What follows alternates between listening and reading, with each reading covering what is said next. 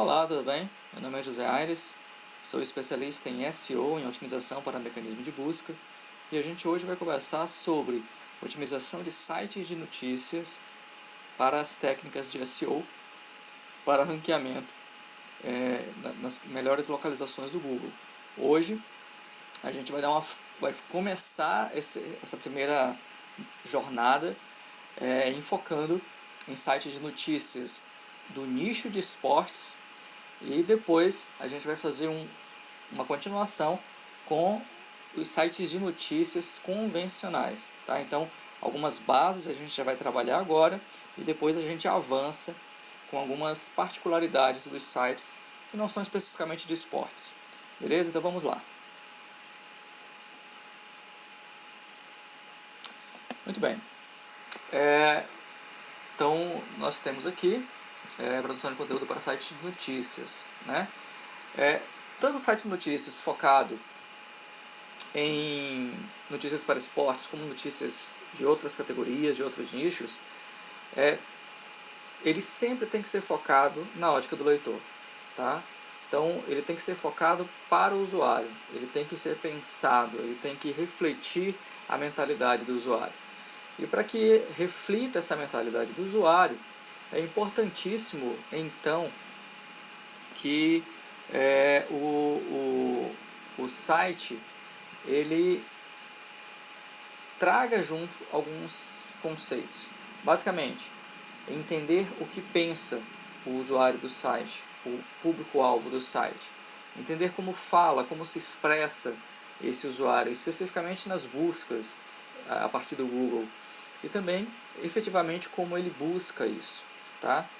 Para que a gente consiga entender essas três questões que são primordiais, é importantíssimo que o seu site de notícias ele tenha desenvolvido um programa de personas, né, ou as personas do site. Se você quiser, a gente grava um vídeo, a gente vai colocar a descrição, né, o link aqui na descrição do vídeo, mas se você quiser que a gente grave o quanto antes, coloca nos comentários que a gente já produz esse vídeo, beleza? E o que acontece? Qual é o grande assim, o grande resumo, né, dos avatares, dos personas? É que eles vão muito além do público-alvo. O público-alvo é uma definição de idade, de sexo, de localização, de faixa etária, né, de padrão de renda. Já o persona, ele vai além disso, né, porque o persona, a gente consegue atribuir tantos detalhes a ele que, entre aspas, a gente consegue saber até o nome do cliente, até o nome do usuário que vai chegar no site e para o qual a gente vai produzir conteúdo. Como é que isso se manifesta, né, na prática? Da seguinte forma, eu criei aqui 3 modelos, né, muito rápidos e muito superficiais de personas. Né? O Pedro Pacato, ele é um persona de torcedor de time de futebol. Como eu falei, a gente vai produzir esse conteúdo focado em sites de esportes, notícias de esportes. Então, ele é um torcedor por lazer, tá tranquilo, prefere ficar em casa, ele vai no estádio também, mas ele gosta de estar em casa tranquilo, com a família, sem complicações, tomando uma cervejinha, tomando um suco e ali de boa. Né? O segundo é o Paulo Neto. Ele já é um torcedor fiel, ele vai regularmente ao estádio, né? Ele gosta de fazer piada com os torcedores de outros times, né? Até coloquei aqui torcedores do Fortaleza, né? Então, lá no Ceará, salvo engano, é o Fortaleza versus o Ceará. Tem um grande amigo meu que é torcedor do Ceará fanático, né? Que ele se encaixa no de baixo, tá? E já tem o terceiro persona, que é o Felipe Locão. Esse sim é fanático, ele respira o time e briga pelo time, tá? Então são 3 personas que têm características diferentes. No vídeo sobre personas a gente detalha melhor isso, tá? E aí, quando você produzir conteúdo para o seu site, você tem que pensar para qual persona você está produzindo esse conteúdo, tá certo? É óbvio que você não vai ter um único persona, não é todo torcedor, ou não é todo adulto que gosta de notícias de política, por exemplo. Então, você produzindo, tendo uma figura, é muito mais fácil para a sua equipe editorial visualizar a melhor maneira de adequar o conteúdo ao seu público. Beleza?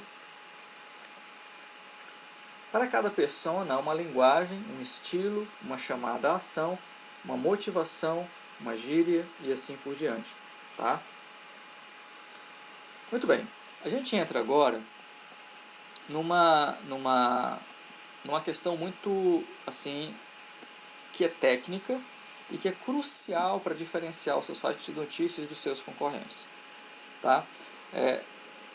Por agora a gente não consegue entrar em detalhes, né? Depois a gente pode ver uma outra ocasião. Coloque nos comentários as suas dúvidas que a gente vai tentar depois esclarecê-las. Mas essa parte técnica ela é crucial, porque não é chegar e produzir qualquer tipo de texto, qualquer tipo de notícia. Tá? Muito bem. A parte mais lida de uma notícia é o título. Né? Então, quando a pessoa vai no Google e pesquisa por um assunto, seja querendo saber as novidades do campeonato de futebol, seja os últimos acontecimentos na política e assim por diante, no Brasil as pessoas utilizam os buscadores. Mais de 60% dos acessos a sites, em termos gerais, é feito através de um buscador. E de fato, muitos sites, você tenta entrar nele, ele não tem uma busca interna para você, já dentro do site, localizar um conteúdo que você deseja. Ou, pior ainda, ele tem uma caixinha de busca e aquela caixa não serve para nada. Você busca alguma coisa e ele retorna um monte de coisa que não é aquilo que você quer. E aí você vai no Google, pesquisa aquele assunto para aquele site, o Google te retorna exatamente aquilo que você está procurando. Tá? Então o que acontece? No Google é importante que você produza conteúdo. O título, né? O título já é o primeiro conteúdo que você vai apresentar para o mundo, né? Na página de resultados do Google, pensando títulos até 60 caracteres. É óbvio, quando eu falo 60 caracteres, eu estou considerando que sempre no final dos títulos vai aparecer o nome da sua marca. Né? Se você usa o WordPress, normalmente a marca da sua empresa, o nome do seu site já vai aparecer no final pelas configurações, seja do Yoast ou seja do All-in-One SEO. Ok? Muito bem. Então você tem 60 caracteres para atingir o coração do seu leitor, para atingir a alma do seu leitor. Né? Na página de resultados, ele tem todos os sites concorrentes, o seu e todos os outros. Se o seu título ele for muito água com açúcar, ele for muito fraco, ele não for específico, ele não dizer claramente o conteúdo que haverá dentro da publicação, ele for muito genérico, a maioria das pessoas vai preferir acessar o outro site. Considerando que não vou dar dados estatísticos exatos, né, mas o primeiro resultado do Google, ele normalmente tem 20 e poucos por cento até 30% de cliques. Então, de todo mundo que chega na primeira página do Google, mais ou menos 30% clicam já no primeiro resultado, 15% no segundo, 11% no terceiro, e vai reduzindo, de forma que chega no 10º resultado da primeira página, que é o último, né, com 2%. Isso tudo dá em torno de 76% de todas as buscas, ou seja, passa para a segunda página do Google os outros 24%. Os outros 24% se distribuem entre todas as outras páginas a partir da segunda. Ou seja, se você não está na primeira página, e se você não está, especialmente entre os 3 primeiros colocados, você não está bem posicionado, ou não está tão bem posicionado quanto poderia. Tá? Muito bem. O título, então, ele é responsável, é a primeira peça para que a pessoa entre ou não no seu site. O segundo, que não é tão importante, mas que complementa esse processo de atrair a pessoa para o site, é a URL, é o endereço, né? daquela publicação. É importante que ela não seja grande e tenha ali as palavras principais. A gente vai ter alguns exemplos mais à frente e você vai poder ver isso melhor. Mas basicamente é retirar tudo que é artigo, preposição, adjetivo, né? E fazer isso antes mesmo de publicar, né? Porque senão tem alguns problemas de indexação. Se você alterar o URL depois, você vai ter um trabalho extra que não é legal. Funciona, mas vai dar um pouco mais de dor de cabeça, tá? Então, um título matador. O pessoal que é muito avançado nisso recomenda que se produza para cada publicação convencional, não artigos de notícias, 20 propostas de títulos para se escolher um. Como o mercado de notícias ele é mais dinâmico, ele é muito mais rápido, o ideal é que você produza um título dentro do ciclo de vida dele, que é em torno de 5 dias, você altere. Tá? Você vai atualizando o título, vai editando o título de forma que ele consiga ser melhorado. Tá? Aqui um exemplo, né? Então a gente tem aqui um site em que, primeira coisa, né, o que está destacado, o título ficou muito longo, o Google colocou reticências, ou seja, não adianta produzir mais do que aquelas 60, 70 páginas, em alguns, dependendo do tamanho da tela, você consegue até ver um pouco mais, tá?